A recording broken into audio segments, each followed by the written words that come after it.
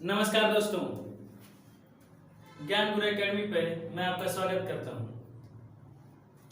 दोस्तों, जैसा कि आप लोगों ने कमेंट के माध्यम से हम लोगों को यह बताया था कि सर क्लास 12 की बायोलॉजी शुरू की जाए। हमारी टीम ने बहुत मेहनत किया है और बहुत मेहनत करने के बाद यह प्रयास किया है कि आप तक जीव विज्ञान के जो भी चैप्टर हों वो पहुंचाया जाए। तो आइए शुरू करते हैं जीव विज्ञान का पहला टॉपिक, जो जीवों में जनन टॉपिक का नाम है। आइए कुछ परिचय देख लेते हैं। परिचय: जीव विज्ञान की वह शाखा जिसमें समस्त जीव जंतु एवं पेड़ पौधों का अध्ययन किया जाता है जीव विज्ञान कहलाता है। बायोलॉजी को दो भागों में बांटा जाता है। पहला है जंतु विज्ञान, जिसको हम लोग जूलॉजी कहते हैं। दूसरा ब्रांच है इसका वनस्पति विज्ञान, जिसको बॉटनी कहते हैं।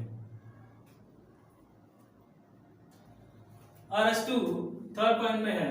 अरस्तु को फादर ऑफ बायोलॉजी कहते हैं और बायोलॉजी जो टर्म था इसको सबसे पहले ट्रेवेरनस ने दिया था।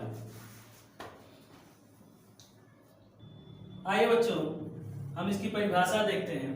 तो आप लोग जैसा कि नोट कर लिए, जीव विज्ञान की वह शाखा, जीव विज्ञान की वह शाखा जिसमें समस्त प्रकार के जीव जंतुओं का अध्ययन किया जाता है।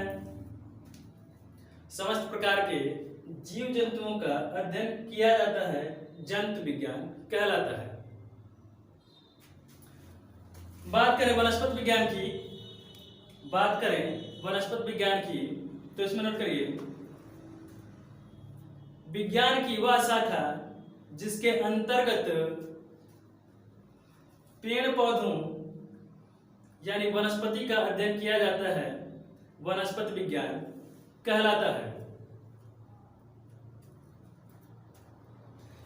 आइए प्यारे बच्चों, ज्यादा समय न व्यतीत करते हुए हम लोग सीधे टॉपिक पे आते हैं और टॉपिक के ऊपर हेडिंग डालते हैं। आइए नोट करते हैं।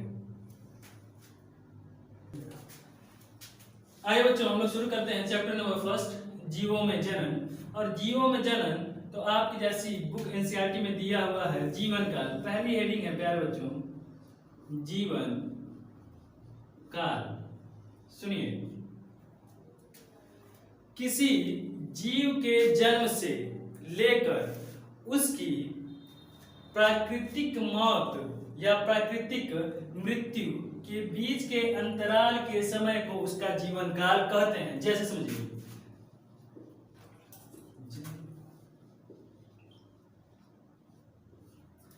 कोई जीव जब जन्म लेता है तो जन्म लेने के बाद उसकी मृत्यु, और वह मृत्यु कैसे होनी चाहिए? प्राकृतिक मृत्यु होनी चाहिए।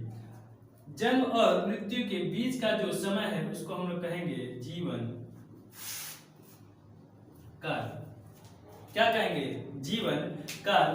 तो आप लोग चाहिए तो हेडिंग को नोट कर सकते हैं। लिखिए, जीवों में जन्म से लेकर, जीवों में जन्म से लेकर उसकी प्राकृतिक मृत्यु तक का समय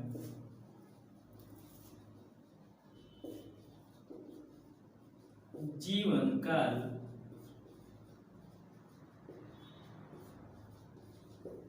कहलाता है। नेक्स्ट है अमर। दूसरी हेडिंग है आपकी बुक में अमर। प्यारे बच्चों, जैसा कि आप लोग जानते हैं, इस पृथ्वी पर कोई भी जीव अनंत काल तक नहीं रहने वाला, यानी इनफाइनाइट टाइम तक वो जीवित नहीं रहेगा, उसकी मृत्यु होनी ही है। लेकिन जैसा कि जीव विज्ञान के अनुसार हम लोग जानते हैं कि एक कोशिकीय प्राणी जैसे कि अमीबा है, उसको अमर जीव की श्रेणी में रखा जाता है। वो इसलिए रखा जाता है कि अमीबा द्विगुणन करके अपनी एक कोशिका से दो कोशिका में विभाजित हो जाता है, यानी उसकी प्राकृतिक मृत्यु नहीं होती। आप नोट कर सकते हैं, जैसे एक कोशिकीय जीव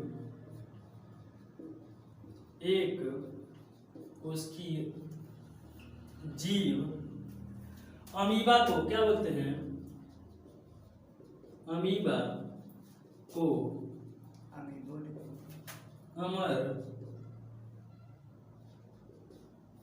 अमर प्राणी कह सकते हैं। ये बात आप लोग ध्यान दीजिएगा, क्या कर सकते हैं? कह सकते हैं, होता नहीं है बल्कि ऐसा माना जाता है। इस क्योंकि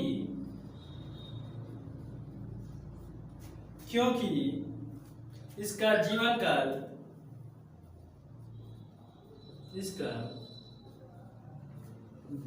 काल एवं मृत्यु सुनिश्चित नहीं होती।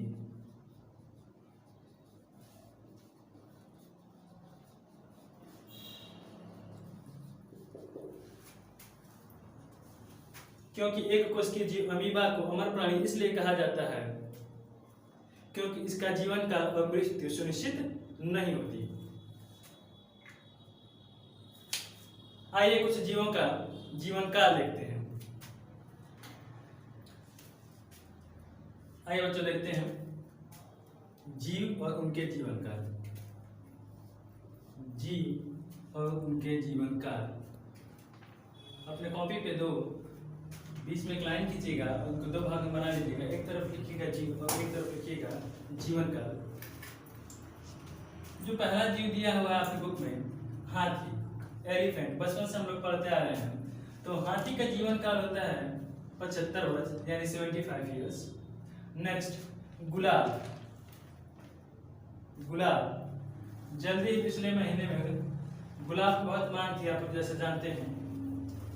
तो यह गुलाब जो है, इसका जो लाइफ पीरियड होता है, जीवन काल होता है 10 वर्ष होता है। कुत्ता हमारा प्राचीन पालतू जानवर रह चुका है और इसका जीवन काल 10 वर्ष से लेकर 17 वर्ष तक होता है।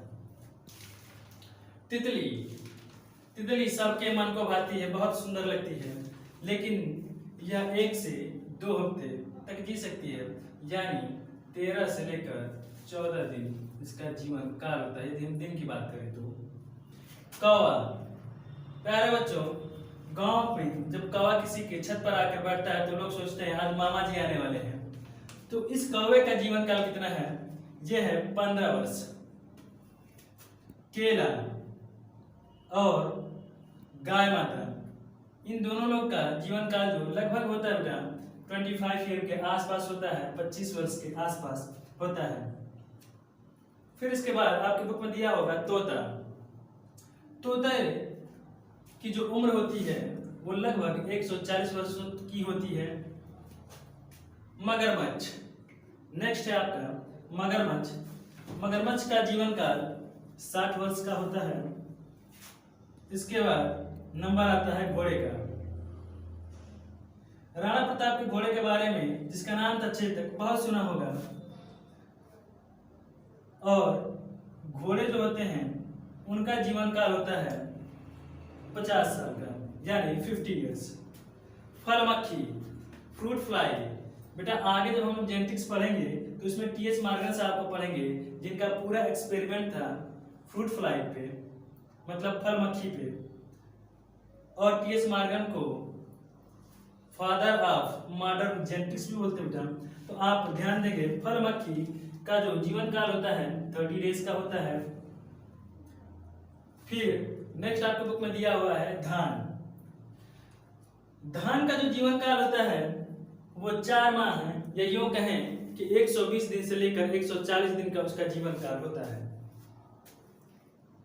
फिर बात करें कछुआ की, तो बचपन में मम्मी और पापा ने कछुआ और खरगोश की कहानी आपको बहुत सुनाई होगी। आज देख लेते हैं कि उस कछुए का जीवन काल क्या होता है। तो कछुए का जीवन काल होता है 100 to 150, मतलब 100 से 150 वर्षों तक यह कछुआ जीता है। नेक्स्ट बरगद, जिसको बनियान ट्री भी बोलते हैं। बरगद का जो जीवन काल होता है वो 300 ईयर to 500 ईयर, मतलब 300 साल से लेकर 500 वर्षों तक का होता है।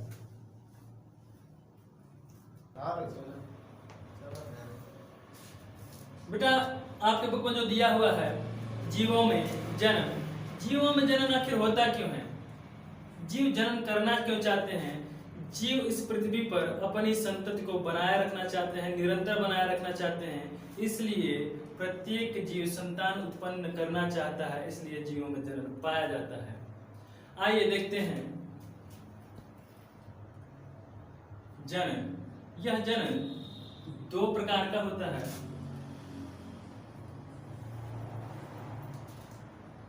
अलैंगिक जन्म और लैंगिक, यानी आप इसको बोल सकते हैं एसेक्सुअल रिप्रोडक्शन, एसेक्सुअल और सेक्सुअल।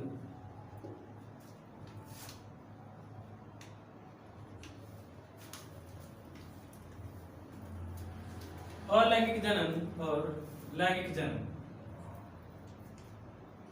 आइए हम लोग इसमें पहले हेडिंग देखते हैं, अलैंगिक जन्म।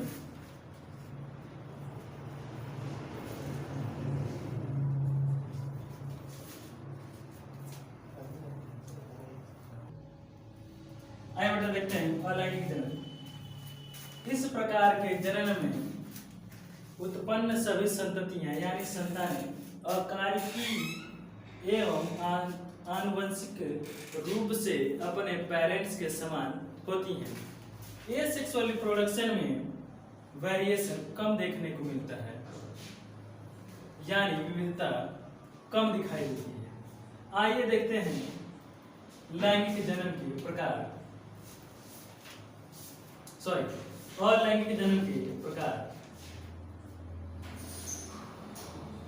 अलैंगिक जन्म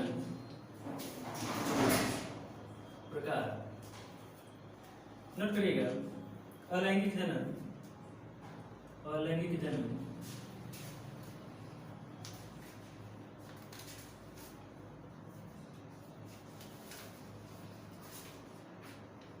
निम्न प्रकार के होते हैं। अलैंगिक जन्म निम्न प्रकार के होते हैं। पहले हेडिंग डालेंगे विखंडन विधि। आइए हम लोग देखते हैं अलैंगिक विधि यानी एसेक्सुअल रिप्रोडक्शन। एसेक्सुअल रिप्रोडक्शन में कितने प्रकार होते हैं? बहुत सारे प्रकार होते हैं, लेकिन जितने आपके काम लायक मैं वही आपको बता रहा हूँ। आइए देखते हैं। पहला है विखंडन विधि। विखंडन विधि को बोलते हैं फिशन। आप लोग चाहे तो नोट कर लीजिएगा एक बार।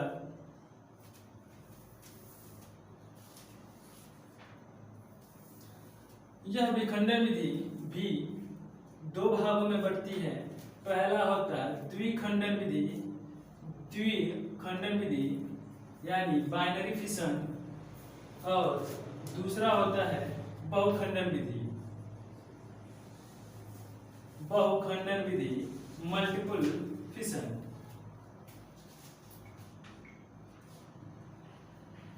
फिर आते हैं विखंडन के नीचे जो नेक्स्ट वाली विधि होती है, ये होती है मुकुलन। इंग्लिश में हम कहते हैं बॉडी, यानी कलियों के जैसा बड़ बनना, इसलिए इसको बोलते हैं बॉडी। इसमें दो इंपॉर्टेंट है आपके लिए, टोरुलेशन और बाह्य मुकुलन यानी एक्सटर्नल बॉडी।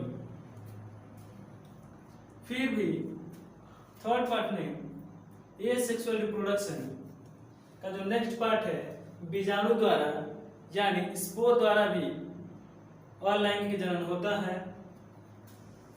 और लास्ट है खंडन विधि यानी फ्रैगमेंट, छोटे छोटे टुकड़ों में बट जाना, फ्रैगमेंट में टुकड़ों में बढ़ जाना, यह विधि कहलाती है आपकी विखंडन विधि। आइए इनको बारी बारी से और जल्दी जल्दी से हम लोग देखते हैं। हेडिंग डालेंगे विखंडन विधि यानी फिशन।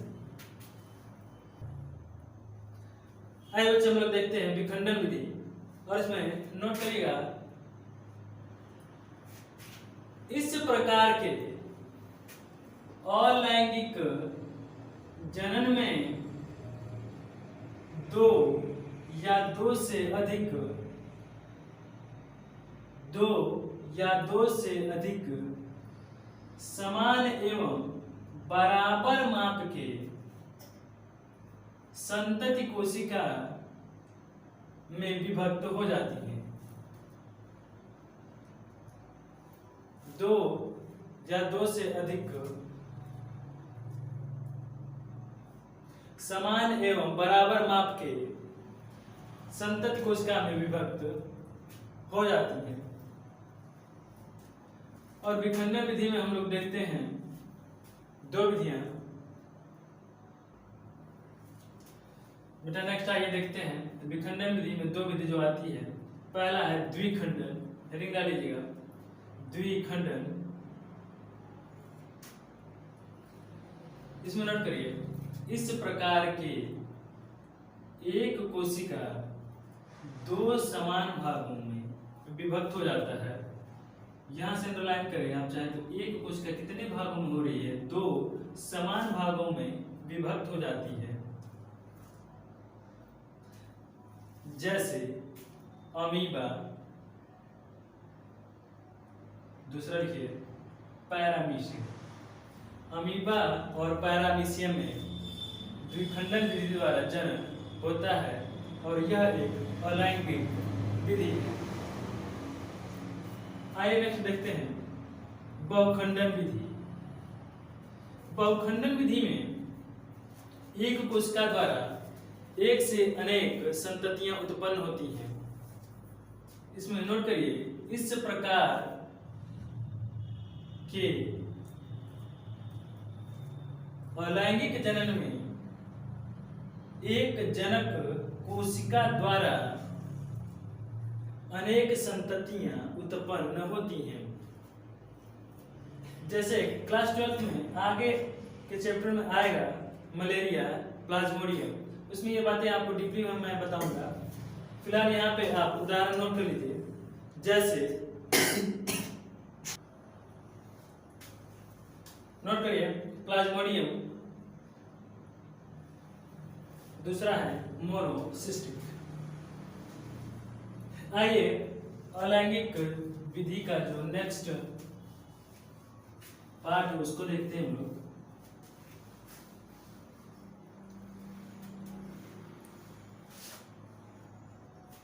अलैंगिक विधि में जो दूसरी विधि है वो है मुकुलन। मुकुलन विधि।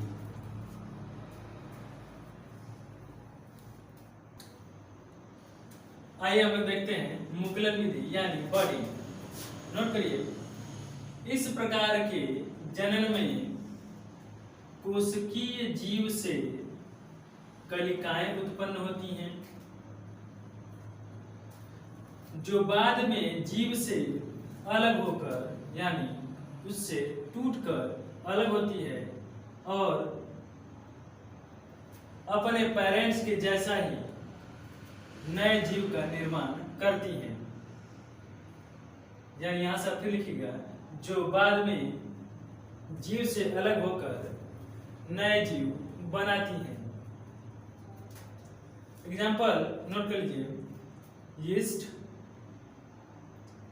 नेक्स्ट एग्जाम्पल है आपका राइजोपस। नेक्स्ट एग्जाम्पल है आपका हाइड्रा। मित्रों नेक्स्ट क्लास पे हम लोग पढ़ेंगे क्लोन, और आपकी बुक में दिया है पुटी भवन यानी सिस्ट फॉर्मेशन,